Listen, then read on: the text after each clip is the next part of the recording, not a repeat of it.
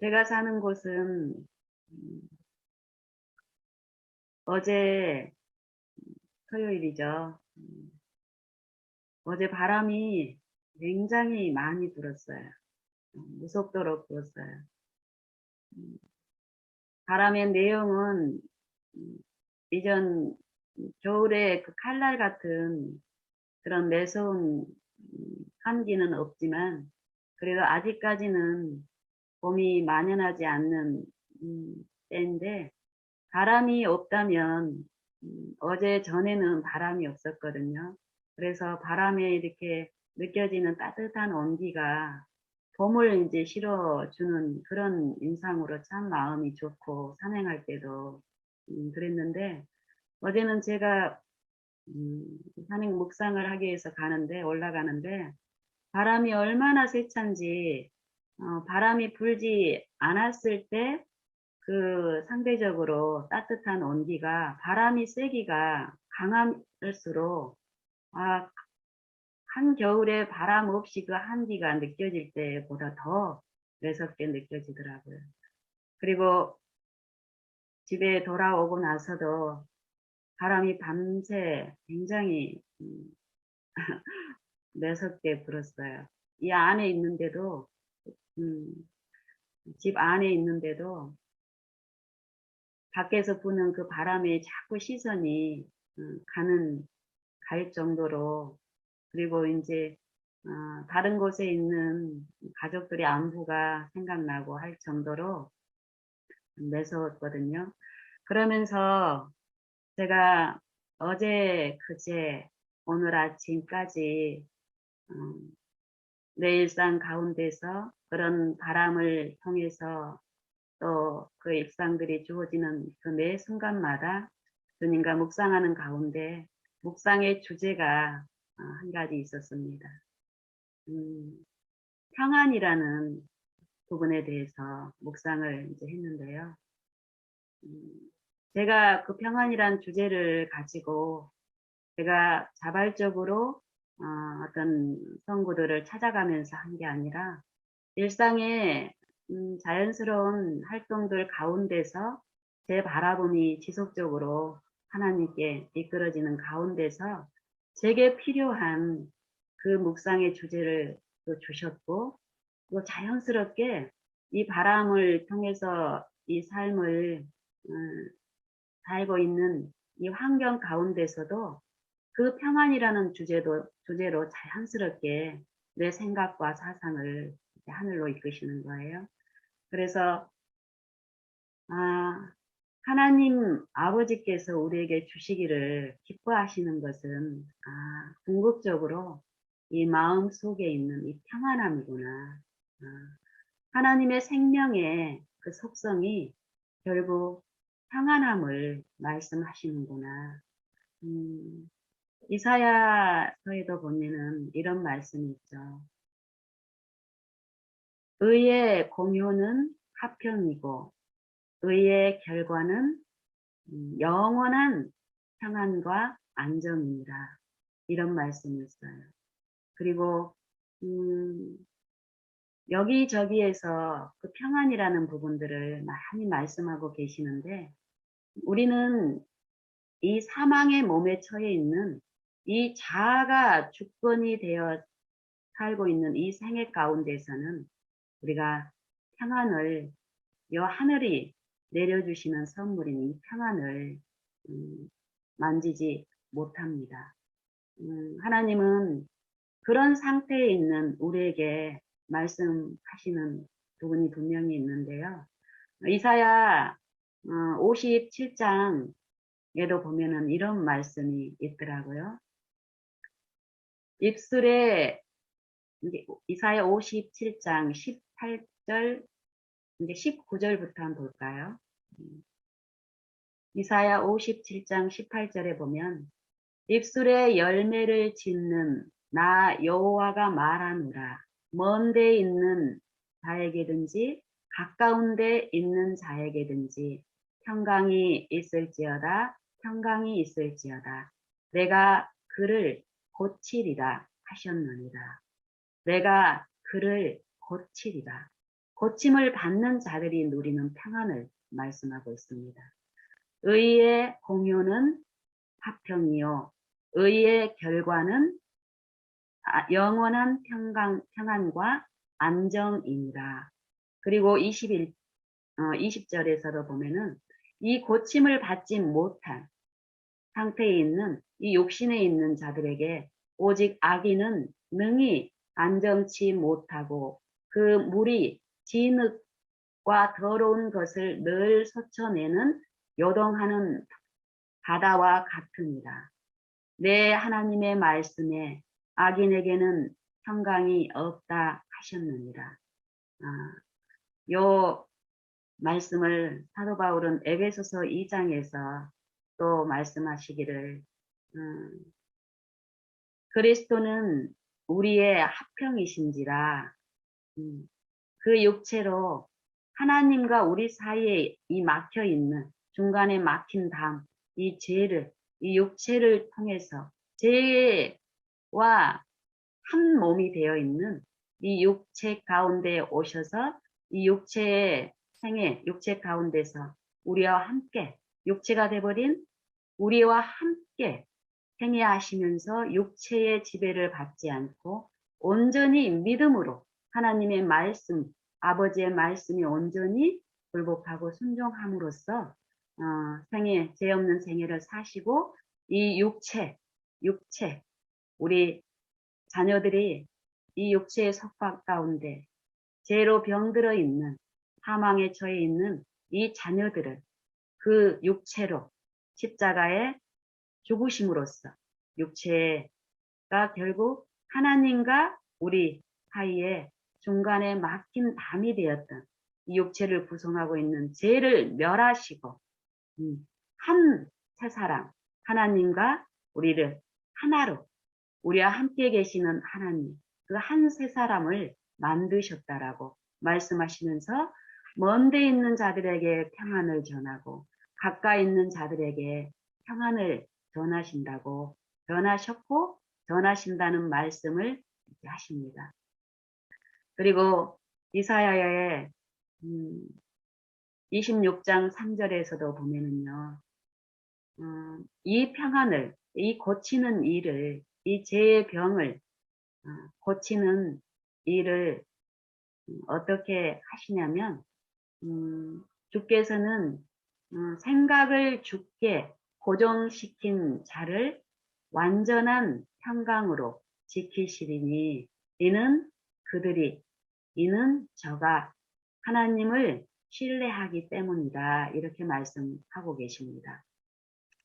제가 이 평안을 하나님이 주시는 이 평안 하나님이 우리 이 사망이 되어서 이 자아를 통해서 사단의 지배 가운데 있는 우리에게 이 생명을 하나님의 평안이 무한하신 그 생명을 나눠주시며 그 생명 안에서 누리는 그 평안한 이 삶을 더욱 사모하게 하는 가운데 제가 오늘 아침에 시편 31편을 묵상을 했습니다. 함께 시편 31편을 보시면 좋겠습니다. 시편 30 잠깐만요. 시편 31편이 아니고 131편입니다. 죄송합니다. 시편 131편에 보면은요. 제가 오늘 아침에 어떤 생각을 주신 부분이 있어서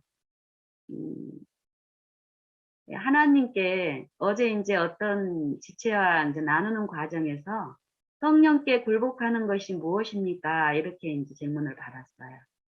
그리고 이제 그분하고 이렇게 간단하게 이제 나누는 일을 이제 했고, 제가 이제 그 모임에서 마음에 이제 좀 안타까움이 있었고 아쉬움이 있던 부분이 있었는데 아침에 묵상 가운데 우리가 많은 부분 성령께 굴복한다라는 이 굴복의 의미와 내용을 오해하고 있다라는 그런 이제 이해를 이제 지속적으로 아침 묵상 시간에 받으면서 성령께 굴복하는 것이 마치 음, 이 몸이 머리와 이 건강한 육체의 이 생명 활동을 하고 있는 이 머리와 몸의 관계에서 이 몸이 머리에 지배를 받고 있는 요 내용을 성령께 굴복하는 그 내용으로 이제 알려주시면서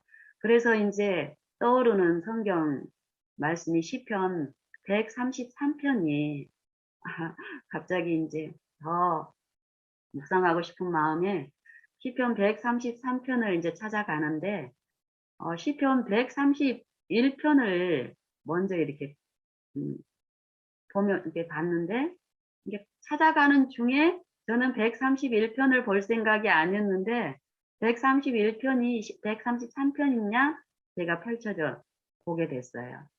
그랬는데 131편의 내용이 그제 어제 오늘 아침까지 계속 내 마음을 점유하셨던 그 성령이 제게 주신 그 내용하고 너무 일치되는 그런 사상과 그런 정신들이었던 거예요. 그래서 제가 아침에 131편과 133편 이 관계되는 그런 말씀으로 이끄시는 그 감화 가운데 참으로 행복한 시간을 보냈는데요. 여기 131편에 보면은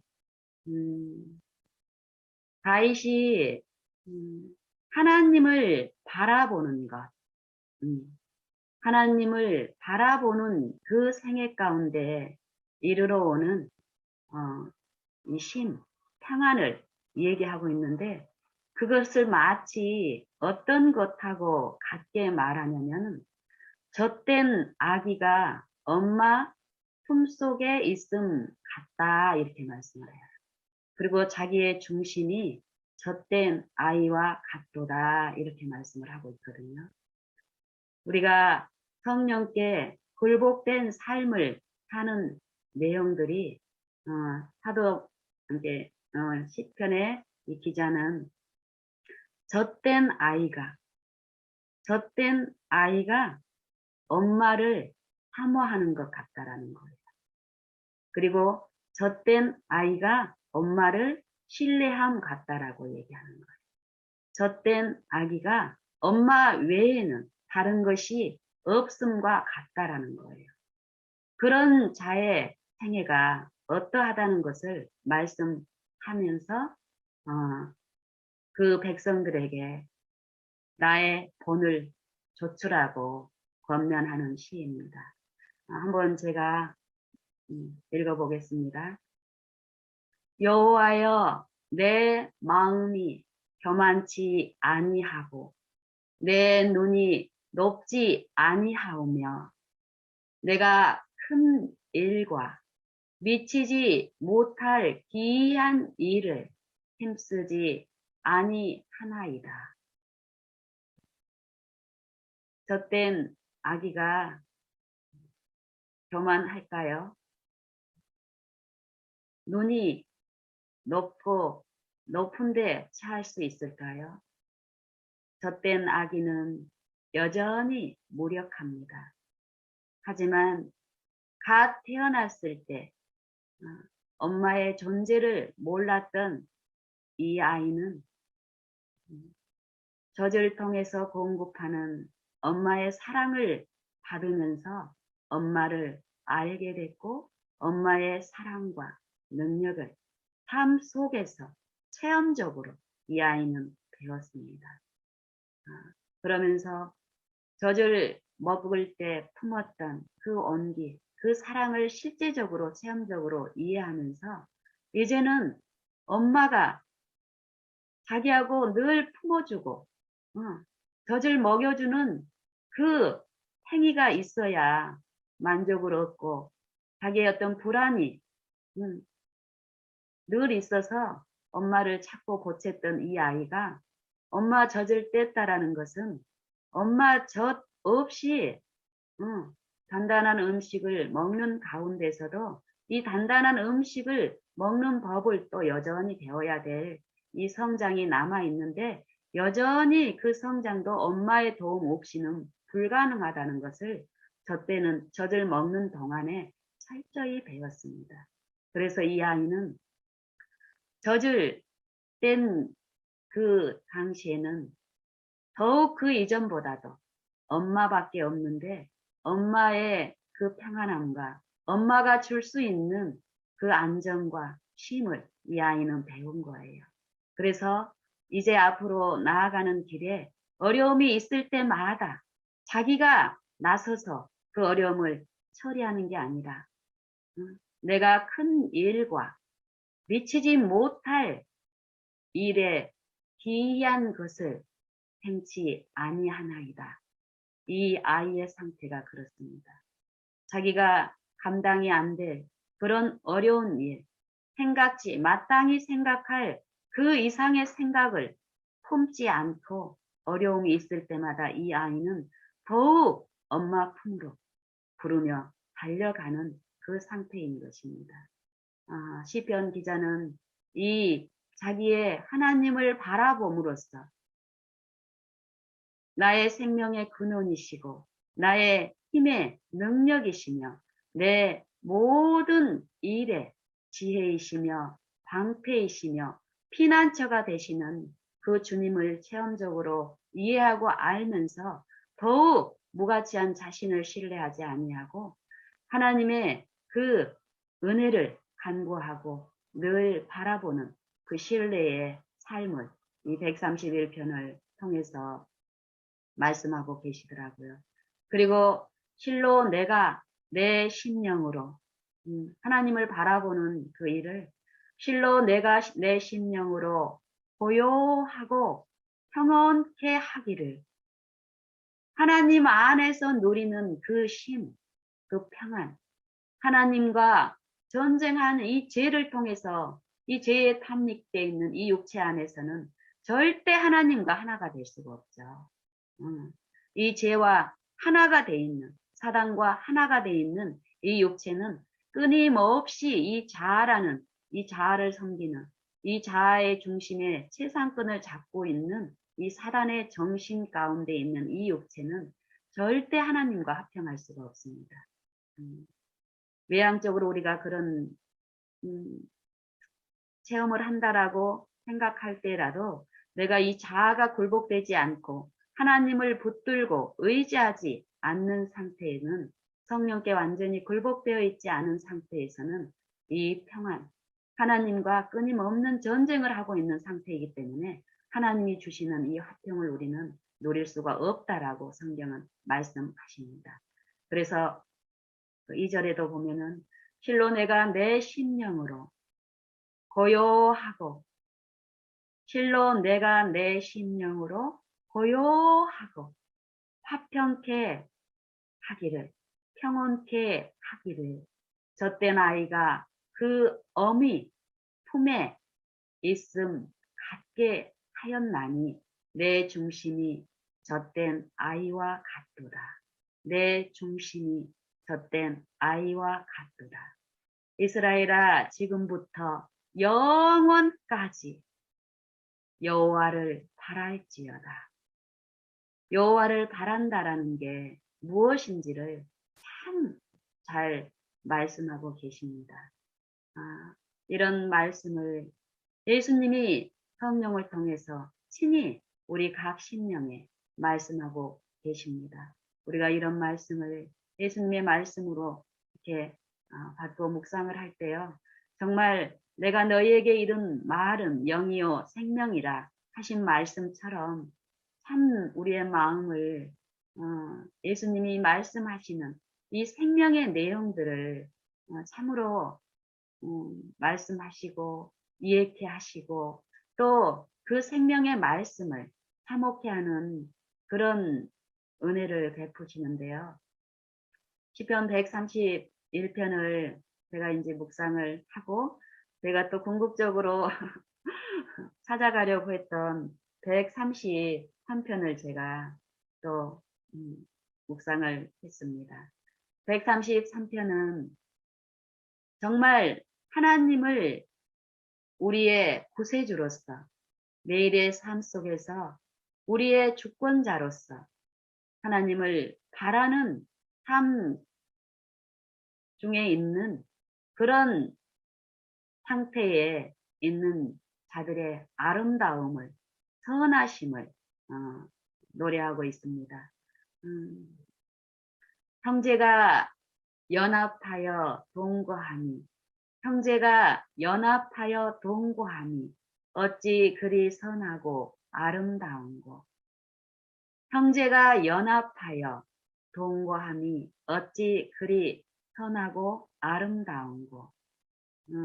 이 형제들을 예수님은 여러 말씀을 통해서 교회라고 얘기를 하지요. 교회. 크게는 이 세상이 하나님의 구원을 받아야 할, 하나님의 생명을 나누어 받고 하나님의 그 생명을 누릴 수 있는 대상으로 이 세상을 사랑하셨고, 이 세상 가운데서 먼저 하나님의 생명을 얻어서 그 생명의 심 가운데서 또 그 생명을 비출 사명과 특권을 주신 또 하나님의 교회가 또 있습니다. 그 교회를 형제라고 얘기하고, 이 교회는 그리스도의 몸이라고 말씀하시고, 몸의 머리가 그리스도라고 말씀하십니다. 그래서 이 머리를 붙드는 이 몸, 우리 각 사람들은 이 몸의 공급을 받아서 생명에 참여하는 자들로서, 만약에 우리가 그리스도를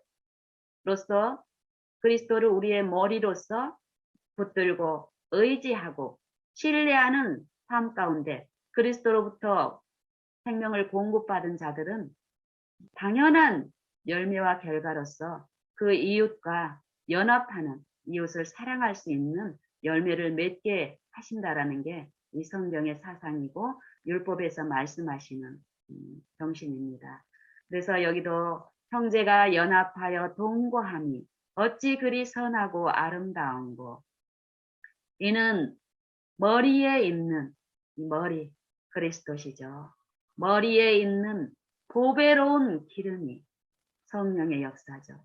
이 머리이신 그리스도의 말씀, 생명의 말씀, 그리스도를 가르치시고 생각나게 하시고 그리스도를 좇게 하고, 이 육신에서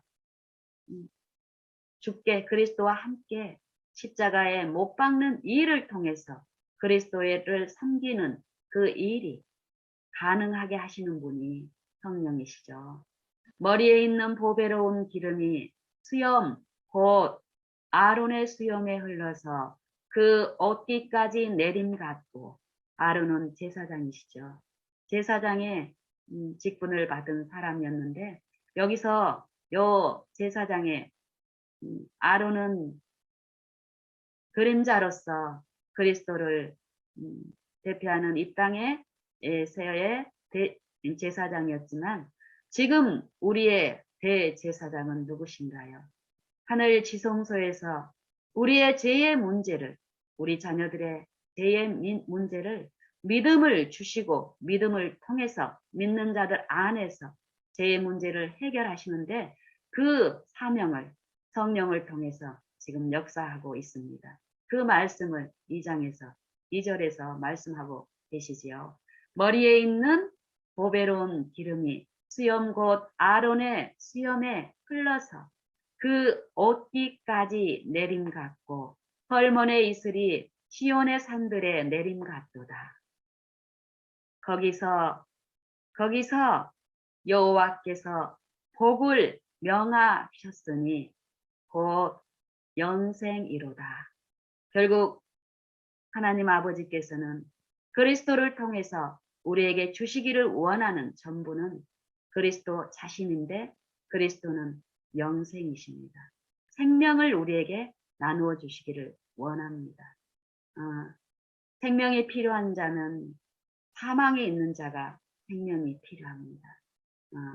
우리 하나님의 말씀, 하나님의 법을 불순종하여 제 자체가 돼버린 우리에게, 사망이 돼버린 우리에게 하나님의 생명을 나눠주시면서 하나님의 생명 안에서 사는 아름다우심을 또 선하심을 가르치시고 또 먹고 마심으로 그 삶을 영위하면서 하나님을 비추는 통로로 우리 먼저 믿는 자들을 부르셨습니다. 우리가 삶 가운데서 참으로 133편에서 말씀하시는 그리스도를 붙들고 그리스도를 바라보는 삶을 통해서 우리의 말과 행동과 생애 가운데서 비쳐나오는 그 생명의 향기로서 그리스도께 영광을 돌리는 삶이 되기를 간절히 사모합니다. 여기서 어제 어떤 지체가 제게 물었던 성령께 굴복하는 것이 무엇이냐는 그 부분에 대해서 또 여기에 시편 133편이나 131편 그리고 성경의 모든 사상이 결국 우리에게 주시는 그 영생을 알게 하시는 거고 또 그 영생의 일은 성령을 통해서 이루어지는 일입니다. 그렇다면 우리가 성령께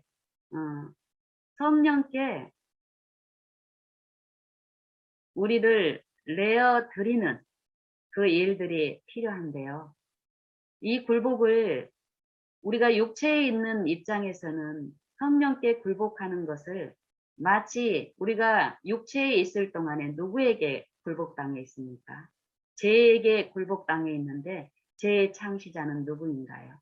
사단에게 굴복되어 있습니다. 우리는. 그렇기 때문에 육신에 있는 자는 신령한 것을 받지 아니하고 또 신령한 것을 미련하게 보기 때문에 깨닫지도 못한다라는 분명한 말씀이 있듯이 우리가 육체에 있는 입장에서 성령의 일을 육체의 습성 가운데서 생각을 하게 되면 많은 부분 우리가 오해가 일어나고 또 잘못 받아들여지는 경우가 많더라고요. 그래서 성령께 굴복하는 거하고 사단에게 굴복하는 것은 참으로 다릅니다. 사단에게 굴복하는 것은 우리가 이 약육강식의 요 인생에서 사는 동안에 생각하는 이 굴복은 굴종이죠. 억압당해서 더 강력한 힘에 의해서 어쩔 수 없이 내가 원치 아니하지만 굴종을 하는 것입니다. 왜요? 그 나보다 좀 세력이 강한 존재로부터 분명히 얻어야 될 것이 있고 또 그러기 위해서 불가불 내가 원치 않지만 그 내가 원하는 그것을 받기 위해서 굴복을 하는 것입니다. 결국 이 육체 가운데서 이루어지는 신앙은 근본적으로 이런 신앙이기 때문에 우리가 많은 부분 우리가 하나님을 붙들지 않고 하나님의 그 사랑을 참으로 이해하지 못한다면 우리는 끊임없이 이런 잘못된 사상 가운데서 하나님을 섬기기 때문에 근본적인 이 마음의 쉼과 자유에서 해방되는 그 평안을 누리지 못하기 때문에 이 마음 속에서 해결되지 않는 이 자아에 의한 이 불안감, 염려, 지금 이 세상을 휩쓸고 있는 여러 어떤 일들이 결국 하나님께 온전히 성령께 굴복되지 않은 우리의 입장에서 이 세상을 통해서 흔드는 이 사단의 이 영적인 분명히 그런 부분들이 있는데 그런 거에 우리가 많이 노출되어 있다면 예수님의 재림도 결국은 또 지금 우리가 하는 어떤 신앙들이 많은 부분 두려움 가운데서 이루어지기 때문에요. 어, 종말론적인 신앙이라고 이제 음, 말할 수 있겠습니다. 그러니까 예수님이 오시는 그 재림이 즐거움으로, 기쁨으로, 고대함으로 바라보는 것이 아니라 두려움 가운데서 우리가 말로는 재림을 소망하고 즐거워한다고 하지만 이 육체에서 일어나는 그 일들 가운데서는 이 하나님을 실제로 성령께 굴복함으로써 성령을 통해서 하나님의 사랑을 우리가 이해하고 깨닫지 못한다면 하나님을 잘못 오해시키는 이 존재가 분명히 있기 때문에 이 육체에서는 그 존재가 사단이 주권을 잡고 있기 때문에 하나님을 우리가 바로 이해할 수가 없습니다. 그런 하나님은 참으로 두렵게 우리 마음속에 자리 잡혀 있기 때문에 종말론적인 신앙에서 우리가 벗어날 수가 없습니다. 많은 영감의 글에 있는 어떤 일들을 하고 있지만 그 일이 우리에게 힘을 주는 것이 아니라 이 두려움을 해결하기 위한 어떤 방편으로 삼을 수가 있습니다. 그래서 우리는 그런 이 육체 가운데서 우리가 신앙을 하고 있는데 그런 부분들이 분명히 있기 때문에 하나님은 또 그 진노하심에서 구원을 얻으라는 기별을 분명히 또 주고 계십니다.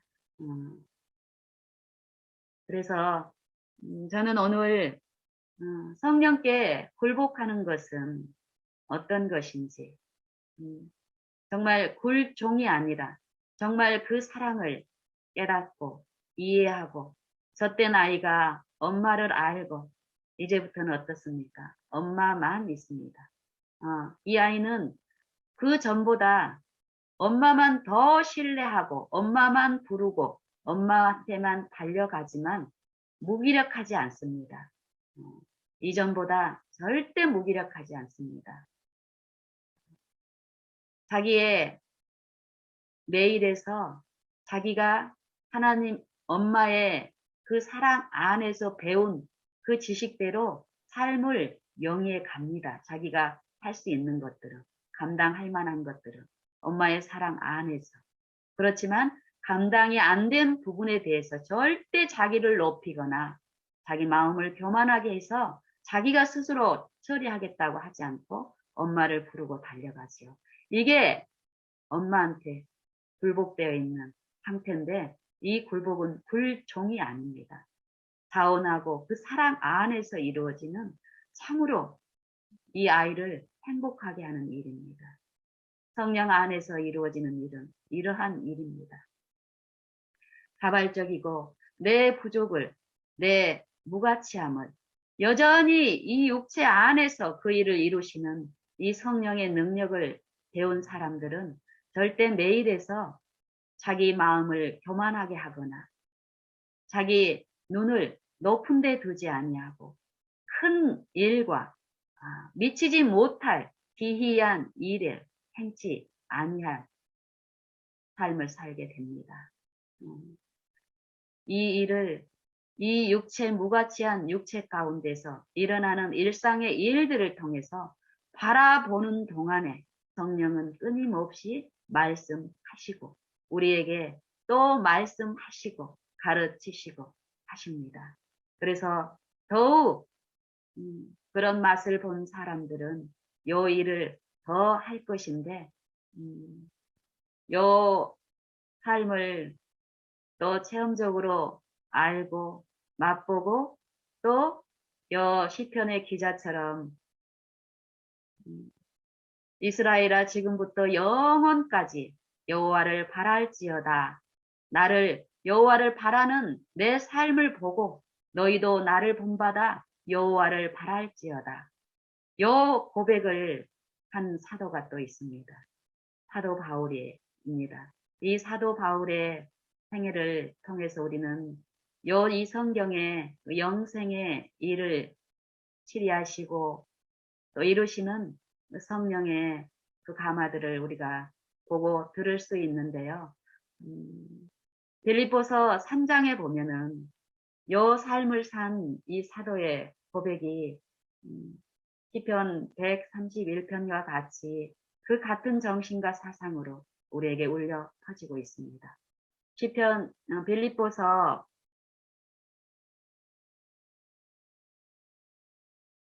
3장에 보면은요, 제가 이런 이 하나님이 주시는 평안에 대한 그 묵상을 성령을 통해서 이렇게 하면서 내 마음을 점유하는 그 사모함 가운데 또 제가 빌립보서 3장도 다시 또 묵상하면서 은혜를 받았기 때문에요. 또 지금 나누고 싶은 마음이 있습니다. 정말로 나의 형제들아, 정말로 나의 형제들아, 주 안에서 기뻐하라. 사랑 안에서 기뻐하라. 하나님의 생명 안에서 기뻐하라.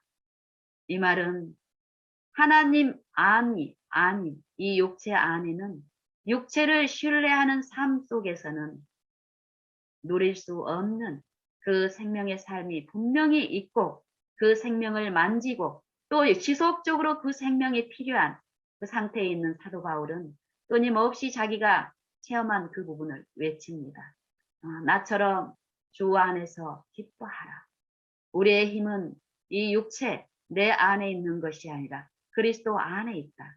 그리스도를 붙들고 그리스도를 신뢰하고 모든 삶 가운데서 그리스도만을 의지하라.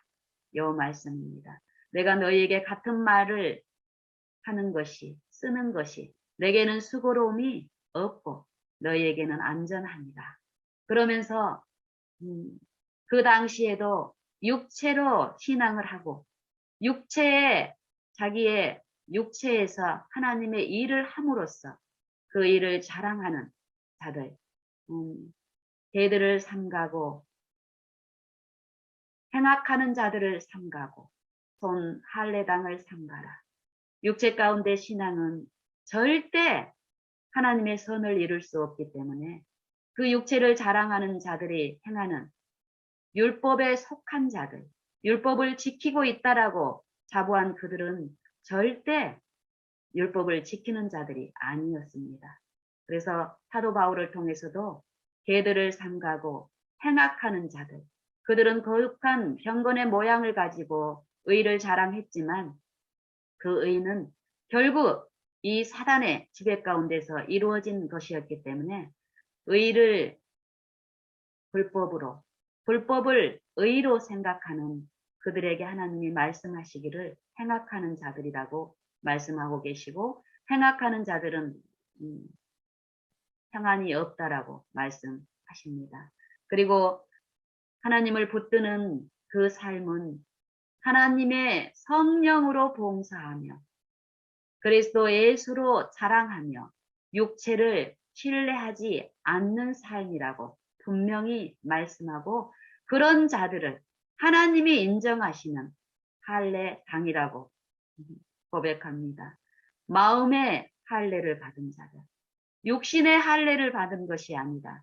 외형적인 육신을 섬기는 신앙이 아니라 실제로 성령의 지배를 받으며 성령을 통해서 하나님을 섬기는 생명의 활동이 분명히 있음을 말씀하고 그런 자들을 하나님의 교회라고 말씀하시고 그런 자들에게 명령하기를 하나님의 생명의 빛을 보이라고 말씀하고 계십니다. 그러면서 사도 바울을 통해서 육체를 신뢰하는 부분에 대해서 이 사도 바울도 육체를 신뢰할 것이 육체를 신뢰할 만하다고 하는 사람들에게 자기의 육체를 신뢰할 만한 것이 얼마나 어느 정도인가를 이제 말씀하고 있지요. 그러나 나도 육체를 신뢰할 만하니 만일 누구든지 다른 이들이 육체를 신뢰할 것이 있는 줄로 생각하면 나는 더 그러하리니 내가 8일 만에 이 육체를 신뢰하는 그 자들이 그 할례를 외형적인 그 경건을 아브라함을 통해서 주신 그 축복에 자기네들이 가담하는 조건으로서 이 육체의 할례를 아브라함을 자기의 조상이고 아브라함의 후손이라고 자부하는 그 표로서 이 신뢰, 외적 경건을 주장한 그들에게 나도 그 신뢰에, 아니, 그 육체를 신뢰하는 그 할례를 하였다라고 말하면서 내가 8일 만에 할례를 받고 이스라엘의 족속이요 베냐민의 지파요 히브리인 중에 히브리인이요 율법으로는 바리새인이요 열심으로는 교회를 핍박하고 율법의 의로는 흠이 없는 자로다 이렇게 얘기를 해요. 그리고 바로 그러나 무엇이든지 내게 유익하던 것을 내가 그리스도를 위하여 다 해로 여길 뿐더러 또한 모든 것을 해로 여김은 내 주 그리스도 예수를 아는 지식이 가장 고상함을 인합니다. 그리스도를 또 유일하신 참 하나님을 그의 보내신 자를 믿는 것, 아는 것, 순종하는 것 이것이 영생이라고 했는데 이 아는 것이 가장 고상하기 때문에 이 아는 것 말고는 다 배설물로 여겼다는 것. 내게 유익하던 모든 것을 그리스도를 위하여 배설물로 여기고 또 유익하지 않는 것도 다 배설물로 여김은 다 해로 여김은 내 주 예수 그리스도를 아는 것이 가장 고상함을 인합니다. 또한 내가 그를 위하여 모든 것을 잃어버리고 배설물로 여김은 그리스도를 얻고 그 안에서 발견되려 함이니 내가 가진 의는 궁극적인 것은 생명입니다. 그리스도의 생명을 구성하고 있는 의는 내가 이룰 수 있는 것이 아니라 받음으로써 그 의는 내 안에 성취되는데요. 그 의를 얻기 위하여 그 의를 줄 수 없는 모든 이 육체에 속한 모든 것들은 다 해로 여기고 배설물로 여기고 잃어버리고 여의를 자원적으로 자발하여 더 사모함으로 하게 됩니다.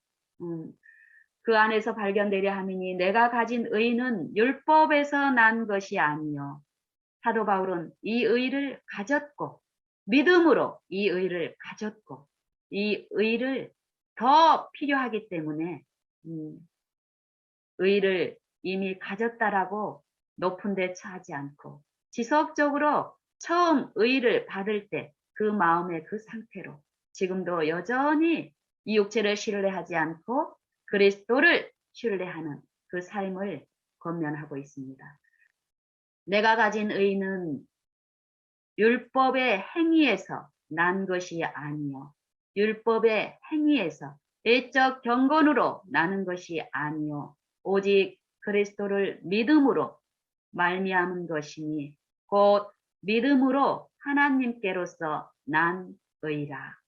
내가 그리스도와 그 부활의 권능과 그 고난의 참여함을 알려하여 그의 죽으심을 본받아 어찌하든지 죽은 자 가운데서 부활에 이르려 하노니 이 말씀은 사도 바울이 한마디로 내가 날마다 죽노라 이 고백과 같은 말입니다.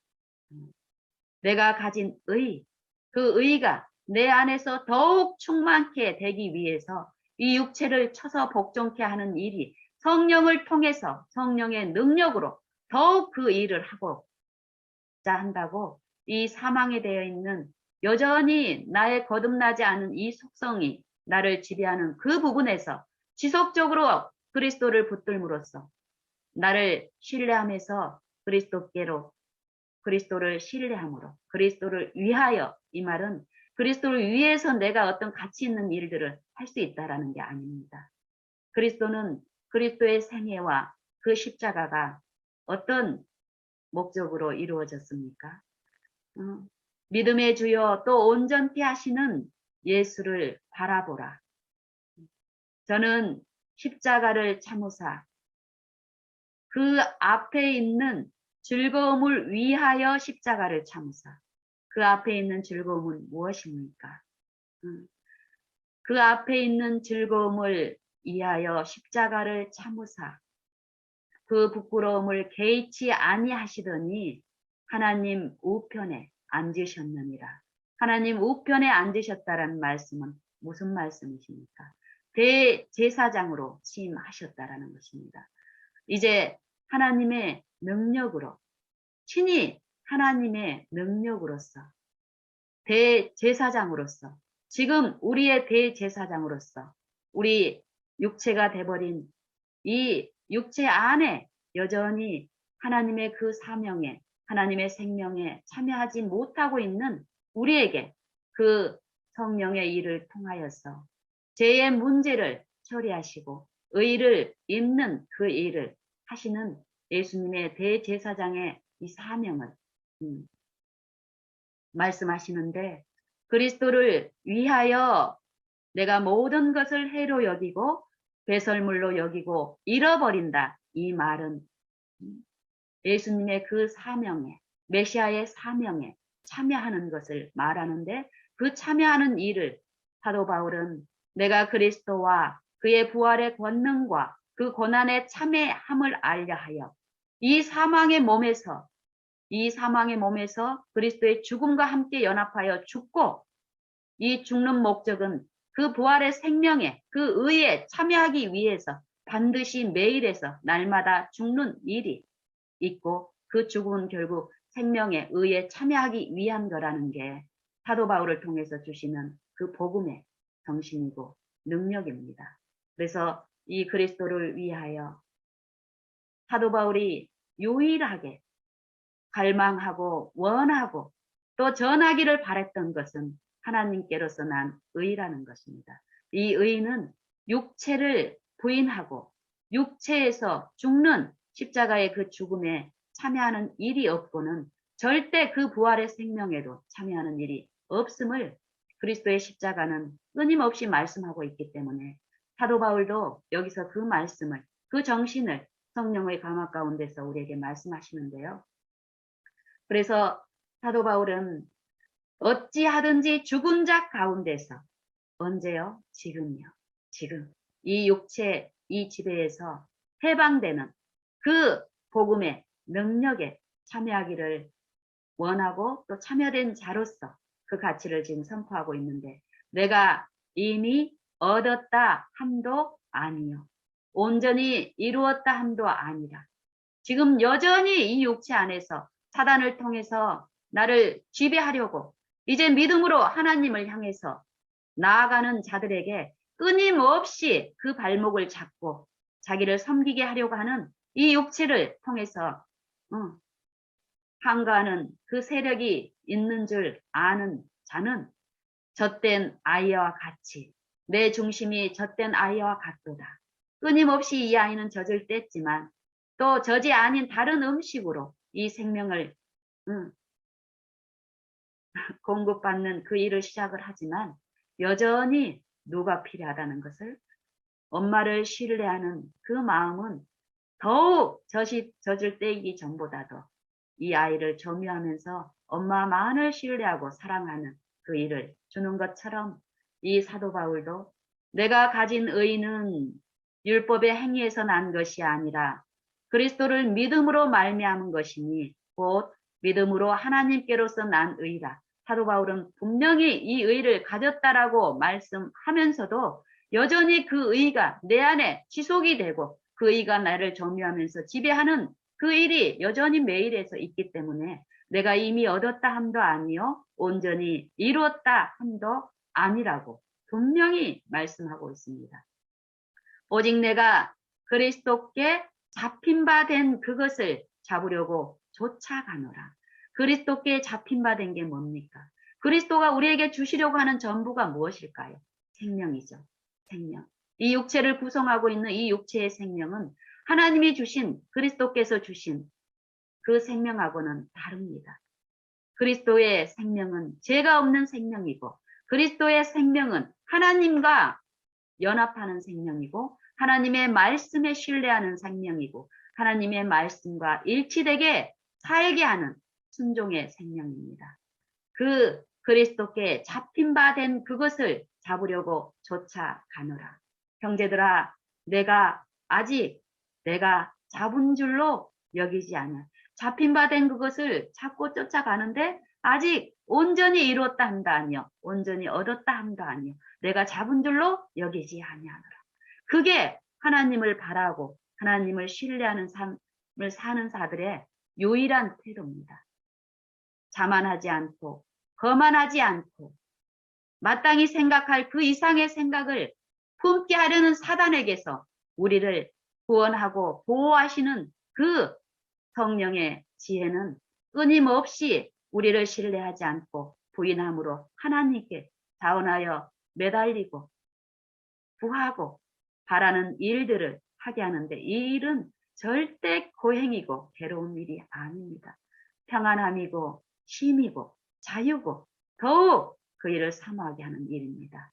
그래서 형제들아, 내가 아직 잡은 줄로 여기지 아니하고 오직 한 가지 일, 즉 뒤에 있는 내가 이전에 받은 그 은혜는 잊어버리고 거기에 머물러 있지 않고 앞에 있는 것을 잡으려고 표대를 향하여 그리스도 예수 안에서 하나님이 위에서 부르신 부름의 상을 위하여 쫓아가노라.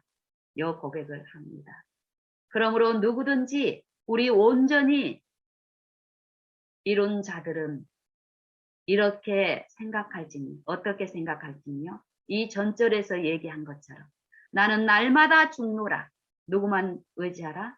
육체를 신뢰하지 말고 나를 신뢰하지 말고 내 자아를 통해서 나를 지배하려고 나를 시련하고 핍박하는 사단을 육체를 통해서 섬기지 말고 부인하고 그리스도께 끊임없이 나를 메어 달리라는 그 권고를 합니다.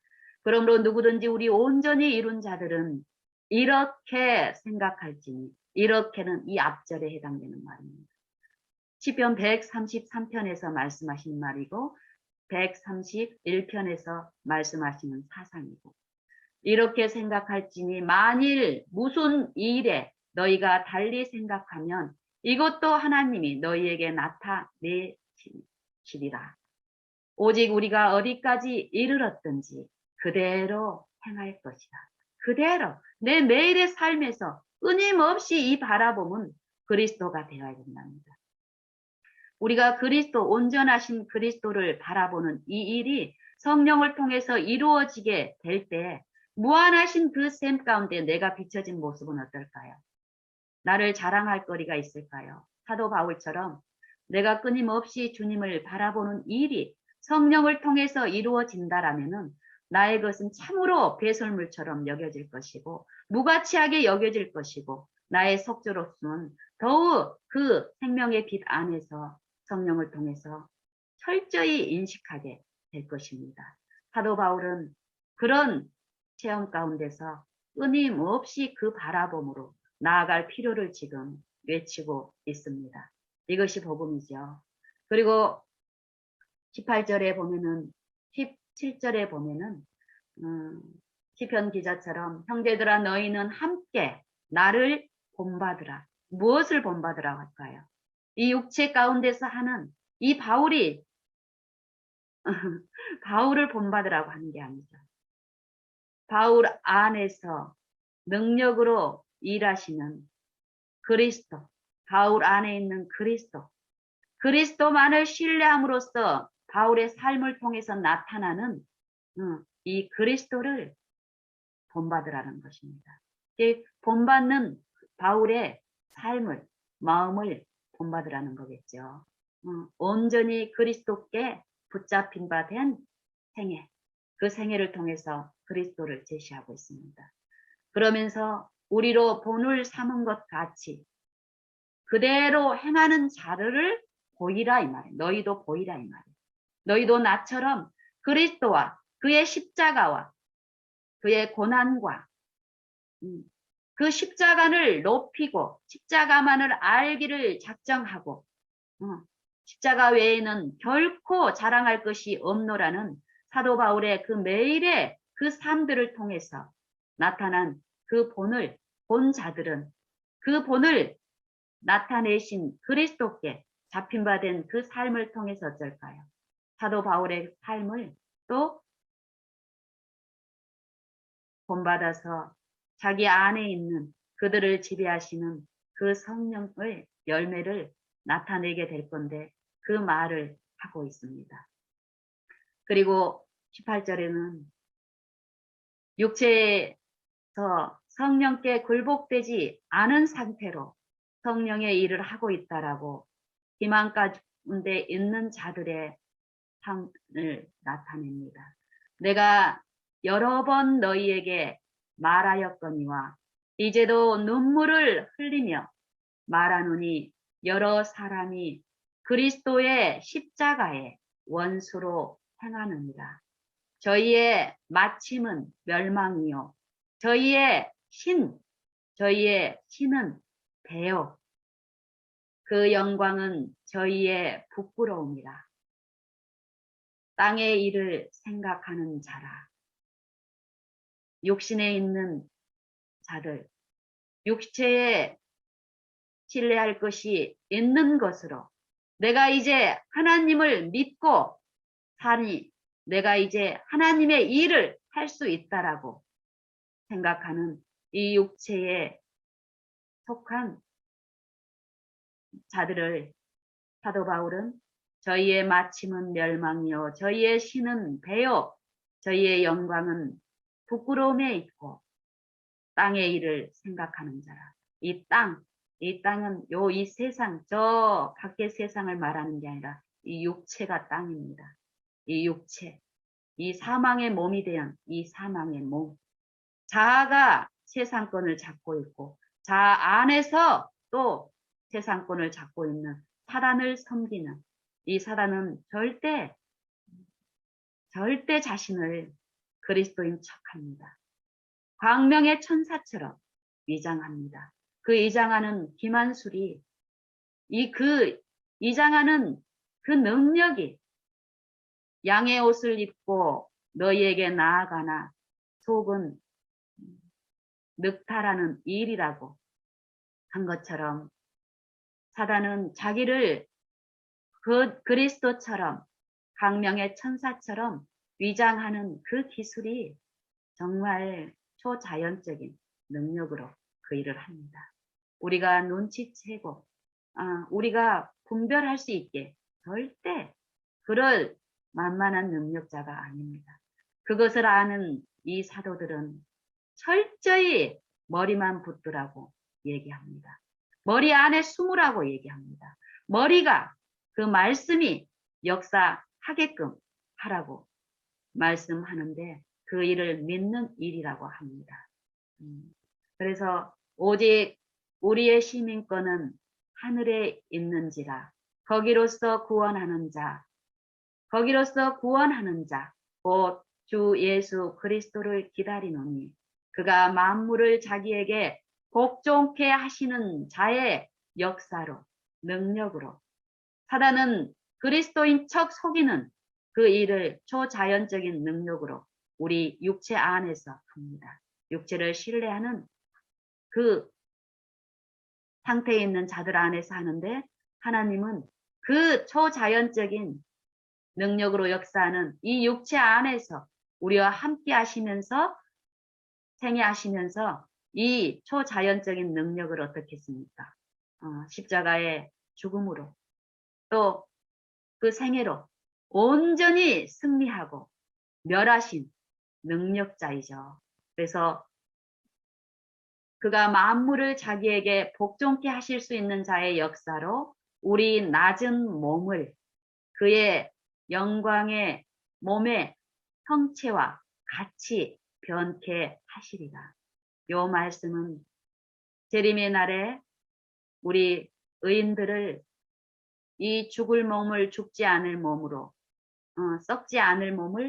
썩을 몸을 썩지 않을 몸으로 변케 하시는 일을 그때에도 분명히 이제 하시겠지만 그 일에 참여하기 위해서는 지금 이 육체를 지배하는 이 사망의 권세 안에서 날마다 죽노라 하는 자기를 부인하고 성령의 도움으로요. 성령은 분명히 요 일을 하시기 때문에 우리가 원한다면 요 일을 즐거움으로 하게 합니다. 그래서 이렇게 됐을 때 우리는 이 육체 안에서 이 썩을 몸의 지배를 받지 않는 하나님의 의에 참여함으로써 하나님의 모든 말씀에 온전히 순종하는 삶을 하나님의 능력으로 만물을 자기에게 복종케 하시는 자의 그 능력으로 우리 육체가 그리스도께 복종케 하는 그 일을 우리 안에서 이루어 주신다는 말씀이고 그 일을 지금부터 우리가 체험할 수 있다라는 말씀입니다. 그래서 요 빌립보서 3장에 있는 요 말씀의 사상을 또 사도는 골로새서에서도 또 말씀을 하시는데요. 골로새서 2장의 말씀을 끝으로 마무리하겠습니다. 골로새서 2장 18절에 보면은요.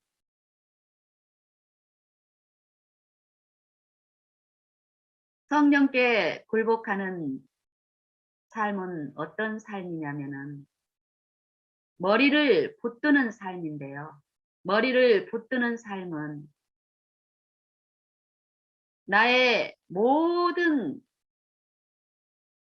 생명과 나의 모든 필요가 만약에 이 머리에 있다면 내가 존재하는 능력과 내가 또 삶을 영위하는 모든 능력이 이 머리에 만약에 있다면 내가 이 머리를 떠나서는 아무것도 할 수 없는 존재라면 이 머리를 붙들 때에 내가 살 수 있고 쉼이 있고 행복이 있다라는 그 머리라면 이 존재가 머리를 붙드는 일이 고행이어야겠습니까? 즐거운 일이 되겠습니까? 이 머리를 붙들 때 내 안에 생명이 충만하고 이 머리를 붙들었더니 내 안에 쉼이 있고 평안이 있다면 요 머리를 붙드는 일은 절대 고행이 될 수가 없습니다. 즐거움이 되죠. 모든 일보다 가장 이 머리를 붙드는 일이 즐거움이 될 것입니다. 머리를 붙드는 중에 어떤 일이 일어날까요? 내 안에 그 생명이 넘쳐나니 공급하시는 그 생명 안에 내 안에 생명이 넘쳐나니 정말 이 일은 즐거운 일이 되겠지요. 그래서 여기도 보면 그 사상이 풍성합니다. 누구든지 일부러 겸손함과 천사 숭배함을 인하여 너희 상을 빼앗지 못하게 하라. 분명히 우리 이 육체 안에서는 다른 일을 하지 않습니다. 그냥 저 밖에 있는 사람들처럼 그런 내용을 지금 말씀하고 있지 않습니다. 육체 안에서 이루어지는 신앙을 말하고 있습니다. 육체에 속한 신앙을 말하고 있습니다. 육체에 속한 신앙을 할 때 이 신앙의 머리에 앉아서 우리를 지배하고 우리의 경배를 받고 있는 그 존재에 대해서 얘기하고 그 존재가 줄 수 있는 것은 일부러 겸손함이라는 겁니다. 외양의 모양, 외양의 경건함, 또 천사 숭배함. 이 천사는 누굴까요? 타락한 루시퍼, 그리고 타락한 루시퍼와 함께 그 타락에 참여한 악한 영들이겠죠. 그 영들은 우리가 생각하는 것처럼 무시무시한 발톱을 가지고 있고 박쥐의 날개를 가지고 있고 이런 모습으로 절대 나타나지 않습니다. 에덴에서 아름다운 뱀을 매개자로 한 것처럼 그리고 하와에게 속살거리며 미혹시킨 것처럼 요 사단은 우리 육체를 신뢰하는 신앙을 하고 있을 때 끊임없이 이런 일을 하는데 어쨌든요 이런 신앙을 하게 한 자들은 분명히 그 초자연적인 이 강신술이라는 것을 통해서 이 영을 지배하면서 만족을 줍니다. 뭔가를 보여줍니다. 그러면서 그 본 것을 의지하여 그 육체의 마음, 이 육체, 사단이 제시한 것은 끊임없이 내 육체 안에서 이루어진 어떤 것을 의지하게 합니다. 하나님을 실제로 매 삶에서 붙드는 일을 철저하게 막는 목적으로 하기 때문에요. 육체 안에서 어떤 일들을 구사하게 합니다. 육체의 마음을 조차 헛되이 과장하고 머리를 붙들지 아니하는지라. 육체에 속한 신앙을 하게 되면은 육체를 지배하고 있는 그 머리를 붙들고 있기 때문에 실제의 우리의 생명의 근원인 이 머리를 붙드는 일에서는 우리가 공언하는 그 많은 말처럼 믿음처럼 우리의 삶 속에서는 실제로 머리를 붙드는 일들이 일어날 수가 없게 됩니다. 그래서 머리를 붙들지 아니하는지라 온몸이 이 머리를 붙드는 이 일은 몸과 이 머리의 요 구성처럼 이 연합처럼 어떻게 일어나야 되는지를 이제 말씀하시는데요. 온몸이 머리로 말미암아 마디와 힘줄로 공급함을 얻고 연합하여 이 세포 하나하나가 우리 몸을 구성하고 있는 이 기본적인 단위는 세포라고 얘기하죠. 이 세포 하나하나가 이 몸에 이렇게 연결되어 있는 이 육체의 생명이 있는 동안에는 이 세포 하나하나들이 살아 있습니다. 그리고 이 세포가 조직을 구성하고 조직이 기관을 구성하고 기관들이 자기 기능들을 제 기능들을 할 수 있게 함으로써 이 생명의 육체의 생명들이 유지가 되고 있는데 이 육체를 구성하고 있는 이 원리를 통해서 이 사도를 통해서 이 성령께 굴복되어 있는 그리스도를 붙드는 이 신앙이 이 삶이 그런 존재자들의 일상생애가 어때야 하는지를 말씀하고 있습니다. 머리를 붙들지 아니하는지라. 머리를 붙들게 되면 온 몸이 머리로 말미암아 마디와 힘줄로 공급함을 얻고 연합하여 하나님이 자라게 하심으로 자라느니라. 이 세포가 살아있는 세포는 절대 자기를 위해서 살지 않죠. 살아있는 세포는 어떻게 합니까? 연합을 합니다. 옆에 있는 세포와 연합하고 조직을 만들고 이 선도 보세요. 이 세포가 연합해서 이 각 세포가 건강한 삶을 사는 이 세포는 머리에 각각의 공급을 받기 때문에 이 세포는 이 손을 조직해서 이 손에 일을 하게 합니다. 이 손에 이 손을 구성하고 있는 이 모든 세포가 머리에 공급을 받고 있는 동안에는 이 손의 기능, 이 몸의 이 전체의 몸에 도움을 주는 이 손의 기능을 참으로 잘하게끔 자기를 드러내지 않고 그 일을 합니다. 이 머리에 공급을 받고 있는 것들을. 그리고 이 손은 어떻습니까? 이 손은 살아있는 요 손은 만약에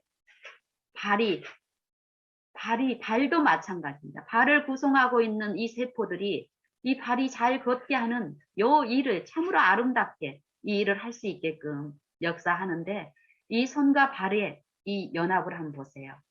손이 발하고 싸웁니까?